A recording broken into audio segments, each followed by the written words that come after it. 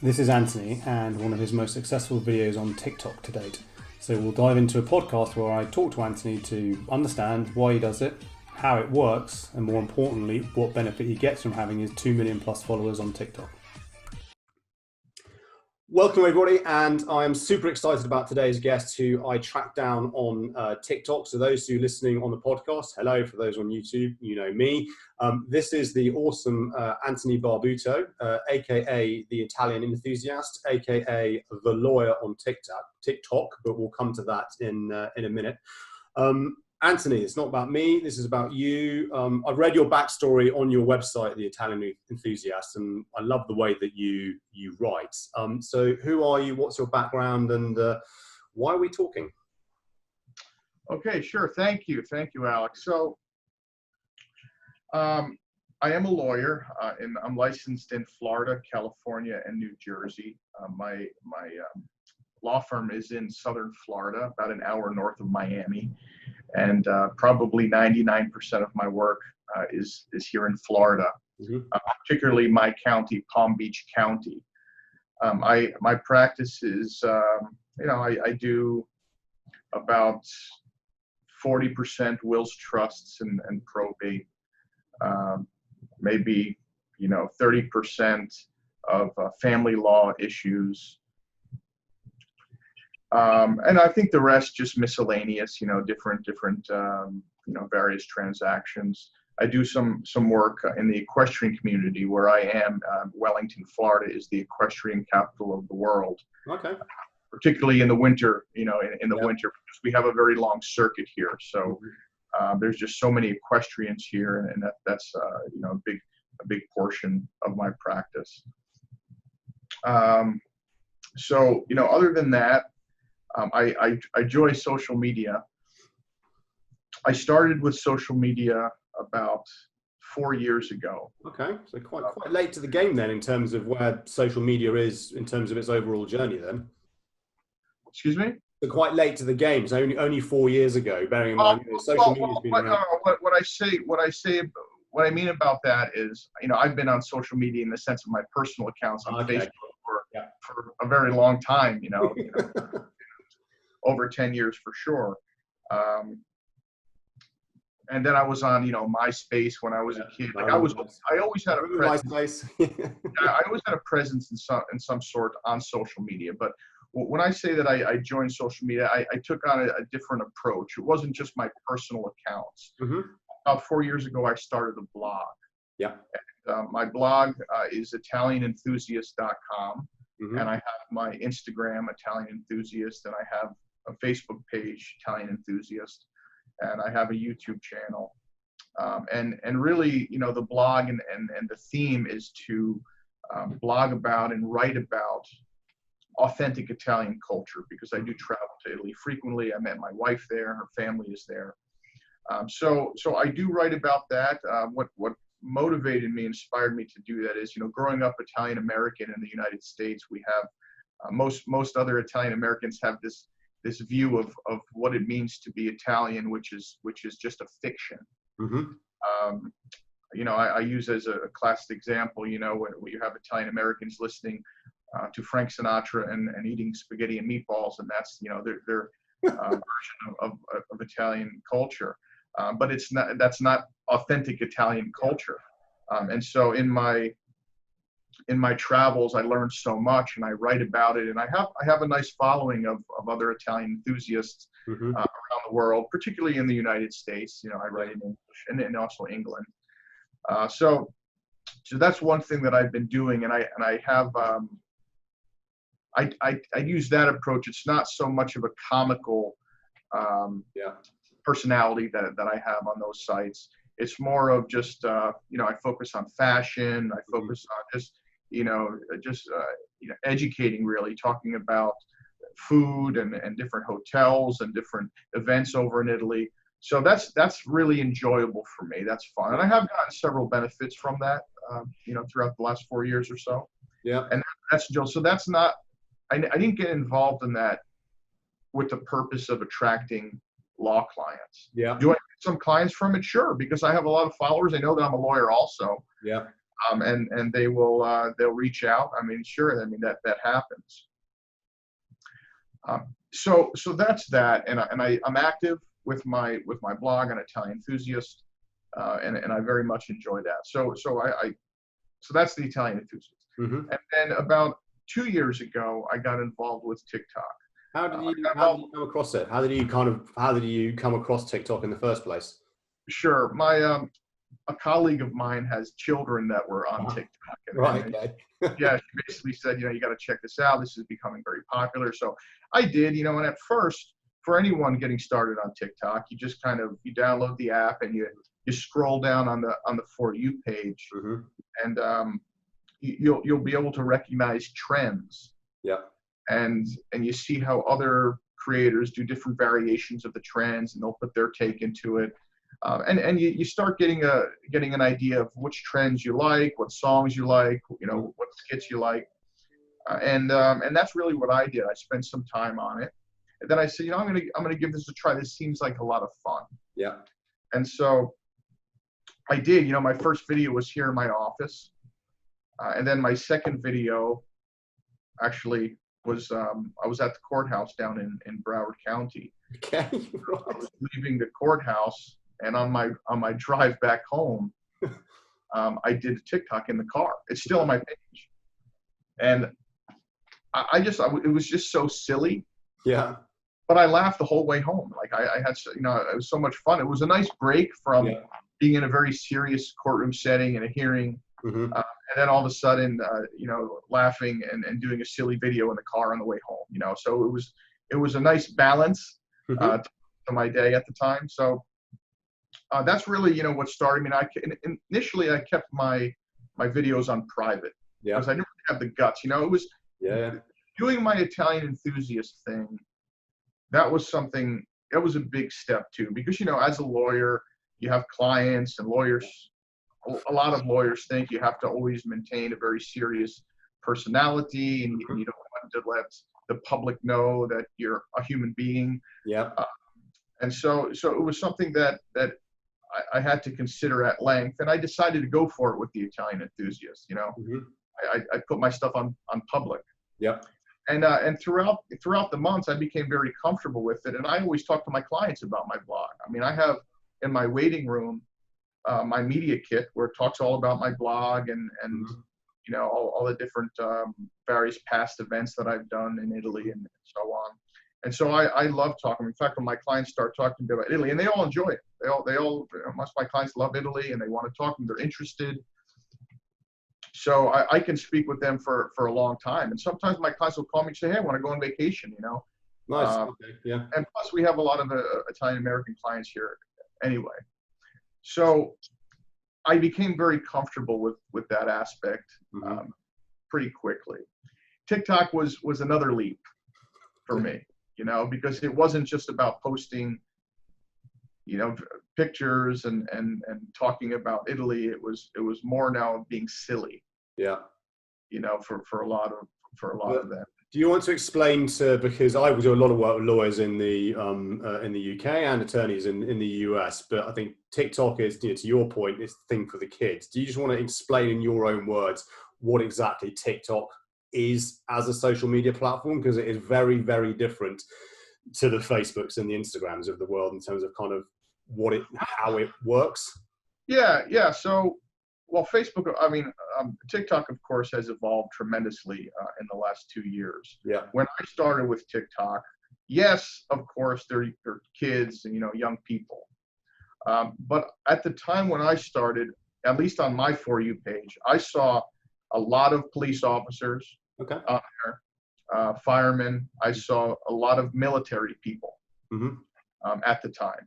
And so those were like the adult demographic predominantly on the app at the time. Mm-hmm. There were no lawyers. They're pretty much, I didn't see many professionals. Shortly after I joined, I know that the Bentist also came on, and we connected shortly after. He kind of was the leader in the medical arena very early on, and he's been quite successful. But I don't know, any other lawyer at the time, at least the lawyer an English-speaking lawyer. I mean, I did get emails at the time from lawyers in India and places around the world. Yeah. But I think that I made it, a good first appearance in the English-speaking communities as a lawyer. So, and that was my theme, the lawyer theme, and I worked that theme into the videos, and I think that is what got me recognized, because I was quite unique. I was 39 years old when I started. I'm 41 now, and so between my age and my profession as a lawyer, right away I'm very unique, and I got a lot of attention. It was comical to see a lawyer dancing in his office. I mean, And of course, it's around, you post 15-second or up to 60-second video clips, and you can either lip sync to other songs or other videos, or do your own piece. But the key thing about all of it, it's video content. And it's interesting hearing you talk around, the leap that you had to make in doing the Italian Enthusiast on Facebook, because a lot of law, outside of legal, but more so than anything, there's kind of fear of, I have to be a lawyer, I have to be kind of professional per se, and getting people to post things on LinkedIn, for example, is a platform of choice typically in our world. And then video, the next iteration of even just getting somebody just to record a straight talking video like this to put onto somewhere like LinkedIn is kind of terrifying. So how did you kind of wrestle with that in terms of, okay, this is me going on to doing TikTok videos, but it's kind of, silly videos? Did you just go, I'm going to do it, and if it works, great, and if it doesn't, doesn't matter? Well, I mean, I don't know, what it means to if it works. I mean, the goal wasn't really at first to go viral. I mean, I didn't understand the app when I joined. In fact, when I first joined, I knew I liked it. Yeah.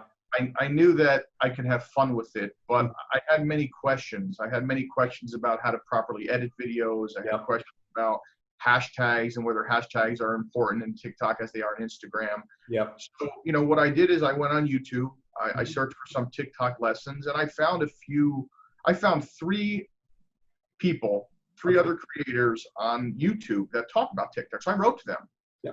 I said, hey, can I talk to you guys so you can help me learn the TikTok platform and how to be effective and how to post.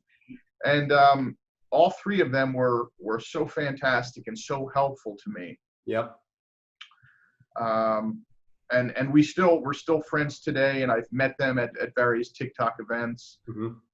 And so I was very grateful to them. They've been very supportive, and they're part of the young community of TikTok. And look, that's how I really got comfortable and learned. As far as it being silly, like I said, first I had my videos on private. Yeah. So it was a leap for me to do the video, and then it was a leap for me to take my videos from private to public. And I did it because I guess I basically said, so what? I mean, look, I'm doing a silly video. Like, I can't have a sense of humor. I mean, I agree. Look, it's my personality what has drawn my clients to me. It's a personality that gains trust in people. I'm a people person. Yep. My sense of humor has always worked to my benefit, to my favor. So it's not an issue for me at that time. Now, for a lot of lawyers, it is. I mean, TikTok asked me to take over the Instagram page a while back for one day to track how my day went. Yeah. And I had a hearing that morning. I go to the courthouse. I went up to at least 10 lawyers. I was like, hey guys, you want to be in a video? Could go viral. You want to do a little video with me? And like 10 lawyers say, no, thank you. Wow. But I'm not overly surprised, because it's exactly the same across. I think the platform was almost irrelevant, whether it's TikTok, Facebook, Instagram, LinkedIn, Twitter. It's this kind of this fear of putting yourself out there, and you're so right in terms of how you view it around kind of personality, and more so in law, I would suggest, than any other industry, because you're buying knowledge and the person. You're not buying a product or a laptop or a computer or a phone. You're buying into the person. So when did you started off private, you then made your videos public. When did things start to kind of really, really take off? And how did you then kind of manage that in terms, because you get crazy engagement. You've got over 2 million followers on, on TikTok now. How do you kind of deal with the engagement in terms of your phone going ping, ping, ping, ping, ping all the time and that side of things? Well, I mean, I encourage, communication. I even have on my page that I'll respond to messages. I try to respond to messages. I don't respond to all of them. But I guess, early on, I was contacted by TikTok because they saw that I'm unique and I offer something that a lot of others don't, just because of my age and my profession, my comedy. And so they asked me to join I became a creator. I'm verified on there. Yeah. So that's when you got the blue tick of verification. Yeah. Right. So, so I mean, sure, that helped a little bit, but I don't really know the algorithm to know, does that really help? Does that help boost your videos or whatever? I don't know how that all works, but I did get some more TikTok credibility at the time by becoming verified. And TikTok has been great. They've been very supportive. I think it's a fantastic app. It's a great, system that they have, and it's good for a lot of creators, especially these young creators. It's really helped a lot of young creators. When I started, I think my first very viral video was here right in the office. Yeah. When I did like a little dance there, and that's really what made me famous on the app. Yeah. Because that one got, I probably got like a 2.2 million likes on that one. Just like 20 million views. So that was a lot at the time. I've had a video do better than that, more recent. Mm-hmm. But that was my first real big one. Yeah. And ever since that, my videos have done fairly well. Awesome. And what does the legal community think of this? What do your peers and your colleagues, or attorneys you're on the other side of the table when you're in court, as it were? I think I know what your answer is going to be, but what's their view on this, of you kind of doing this, in terms of how they may see that and you reflecting the profession of law? Well, I think I can tell you what I receive from people. I mean, I have no doubt that I have colleagues out there saying, look at this guy, Anthony, our colleague, he's acting like a fool, in his office. I'm sure that there's that negativity around. I don't hear it. Yeah. I really don't hear it. Like, I don't get a lot of hate on my comments. I mean, from time to time, people tease me in the comments, and they'll say stuff like, no wonder why my dad lost his divorce case, because his lawyer is dancing in his office, stupid stuff like that. Or, no wonder why my uncle is in jail still, like stuff like that. But I don't take that as an insult. It's all fun. I have good laughs over that. I don't, typically I don't get hate on the app. Mm-hmm. Do I question on whether some colleagues are not, criticizing me? I'm sure. But, I feel, I mean, I'm in a hearing one time, a lawyer comes up to me, says, I watch you on TikTok. You're doing a great job. Cool. And I felt good. It's the first time one of my colleagues that I didn't know comes up to me and says that. So I actually wrote her an email. I said, I appreciate your comment. Mm-hmm. I didn't know that, my colleagues are watching me on TikTok. And she responded, she says, I know a lot of other lawyers in our community that follow you. Cool. So that was pretty cool. Cool. I'm at lunch another time, a lawyer comes up to me and says, hey, you're famous on TikTok because their kids are on it.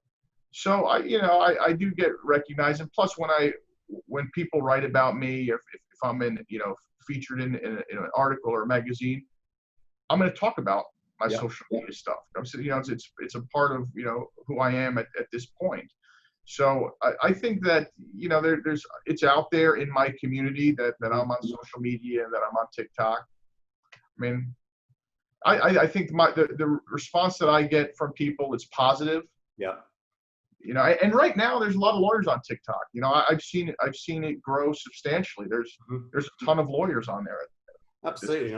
I noticed yesterday that a UK law firm, Stevenson Law, has now created a corporate TikTok channel for exactly that, more from an employer branding perspective, to show the fun side of working at their company. So prospective lawyers. And I think when we talked earlier in the week, you said you've got, young people reaching out to you going, what do I need to do to become an attorney?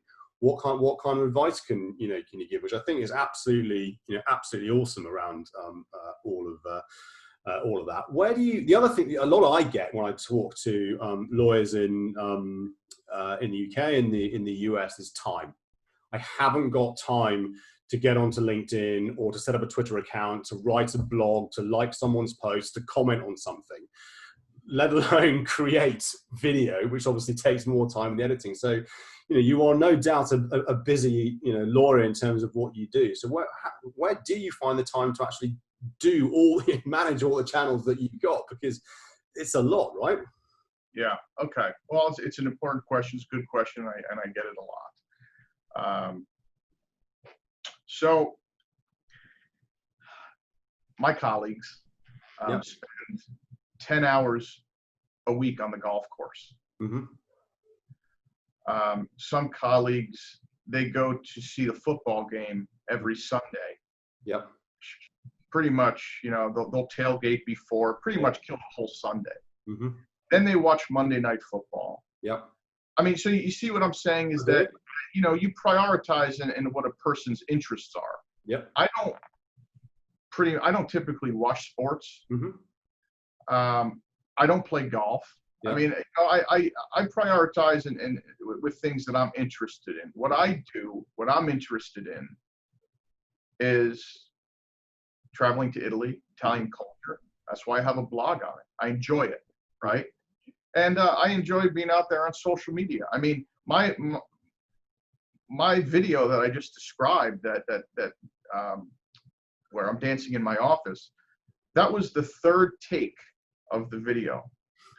My wife took that video. I think that video took me, in all 3 tries, less than 7 minutes. Yeah. And then you post it. It's done. Look, my style on TikTok is I use my iPhone. I do a quick video, and I'm done. There are other creators that I'm friendly with, and they take things to a different level. Yeah. For example, I did some work with the Crows brothers. They're very famous on here. They're over in Aruba, and I acted as a lawyer to one of their skits. Well, when they did their TikToks, they took it to a whole different level. They have a videographer. Yeah. They had their lighting. They had a professional camera. So someone like that, like those guys, they take it a little bit more seriously, and they'll focus more on the art of it. I was at an event another time, and you had this young kid, and he was like this genius with these phones. He was able to edit and do transitions and do all kinds of things. He puts more time into it, So it depends what your interest is and how you want to use. If you're good at editing and you're good at technology, a lot of these young kids they're very good at it. It's great to see, it's very encouraging to see the talent on these young people. But if you don't have the time and you don't want to put the time, you don't need to put the time. Just be yourself, film your video on your iPhone, and you don't have to put a whole lot of time in it. Now, having said that, I mean, there are times that I could post 4 in one day, but there are times that I'm really busy. I can't even focus on it. And like, for example, I probably posted 4 videos within the past 30 days. I haven't been very active recently just because I got a number of other things going on. Life, right? Yeah. So it's, to answer your question in brief, it's not time consuming. Yeah. It's really not time consuming. They're 15-second or less video clips. Yeah, absolutely. And I follow your content, and I think it's authentic as well. I know that the Cruz brothers, some of the stuff on there is absolutely insane in terms of the editing skills that are out there. And I think what's been interesting is since lockdown, certainly here in the in the UK, is the trend of the 40-year-old. I'm 42. The 40-year-olds are coming onto TikTok. We're taking over. This is kind of our game, and there are some UK parents, both male and female, and much like you, they just post just simple videos, but kind of almost observational comedy in terms of what they do, and they're getting, you know, really great engagement. It's just them kind of talking to the phone, as it were.